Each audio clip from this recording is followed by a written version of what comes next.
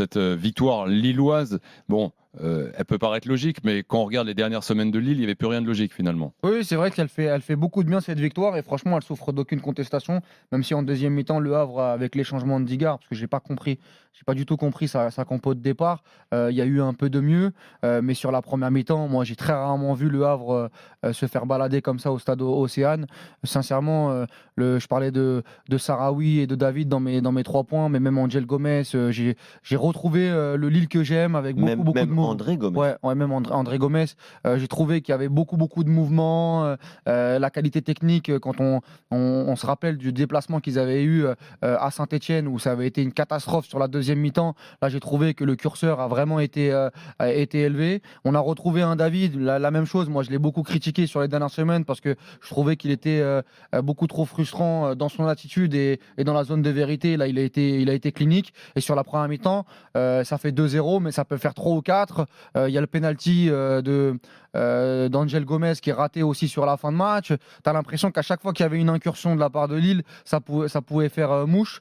Donc c'est une bonne nouvelle pour Lille. Maintenant, à eux d'enchaîner et de confirmer. Pour l'instant, ils ont gagné les 3 matchs qu'ils devaient gagner. Enfin, ils ont gagné 3 matchs contre Angers, contre Reims à 11 contre 10 et là contre Le Havre. J'aimerais les voir faire un coup, quoi, un gros coup, battre une grosse équipe pour vraiment confirmer. Mercredi Non, mercredi, ça va être un peu trop compliqué, je pense. Lille, Real Madrid. Mais en tout cas, sur les prochains matchs de Ligue 1. Il y aura Toulouse après. Voilà. Ensuite, il y aura le déplacement à Monaco. Ah là, voilà, Monaco, j'en attendrai un peu plus de la part de Lille. Surtout avec le Monaco qu'on a vu ce soir, je pense qu'il y a des trucs à faire. Ce qui est un peu dommage pour Lille, c'est qu'en fait, ils ont une meilleure équipe en Ligue 1 qu'ils ont en Ligue des Champions, puisque André Gomez n'est pas qualifié pour la Ligue des Champions, malheureusement. Et c'est quand même un très, très gros joueur pour le LOSC. Et on l'a vu encore une fois, même si c'est une petite équipe en face, il y a quand même un milieu de terrain qui est c'est le même milieu de terrain que l'an dernier. Il manque Ben Taleb quand même.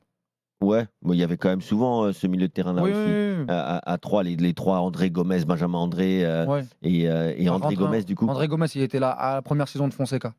Là, il y a 2 ans alors. Ouais. C'est un milieu qui fonctionne bien. Et Sarawi, Sarawi, je connais franchement, un petit peu, c'est un très beau joueur. Tu le connaissais Oui, un petit peu, pas un petit beaucoup, peu, mais Ehrenven, ils vont souvent tu chercher. le voyais aussi intéressant que ça? Non, honnêtement, je pensais qu'il aurait plus de mal en Ligue 1 parce qu'il est assez frêle comme ça. Moi, je trouve qu'il a une personnalité, Ouais. c'est un bourbier, mais Ouais. pour les adversaires, c'est. Ouais. Non, c'est très juste techniquement. Là, il fait 2 passes magnifiques. La deuxième, pour David, elle est la petite exceptionnelle. louche, là, c'est bien fini aussi par Jonathan David. Je croyais qu'il y avait hors-jeu, mais il n'y avait pas hors-jeu finalement. Faut penser, il faut réaliser. Ouais. Il y a un Zegrova par contre qui est un peu toujours du Zegrova, quoi. Aujourd'hui, In and out. Mais bon, en tout cas, elle fait du bien celle-là. Lille donc qui affrontera le Real Madrid, je l'ai dit, quelques résultats à l'étranger et on en reparlera lundi à 20h, 22h dans Génération After, drôle d'Odam, notamment le match nul entre le Bayern Munich et le Bayer Leverkusen aujourd'hui, un partout avec un bon Bayern. En Angleterre, City ils sont mal payés le Bayern sur le match. City accroché à Newcastle un partout pendant qu'Arsenal arrache la victoire à Leicester 4-2.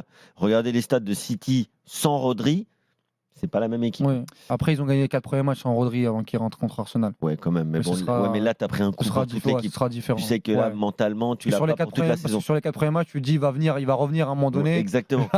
Il reviendra pas là.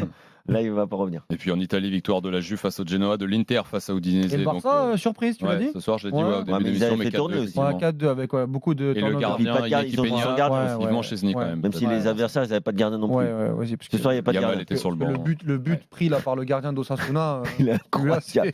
Il est incroyable.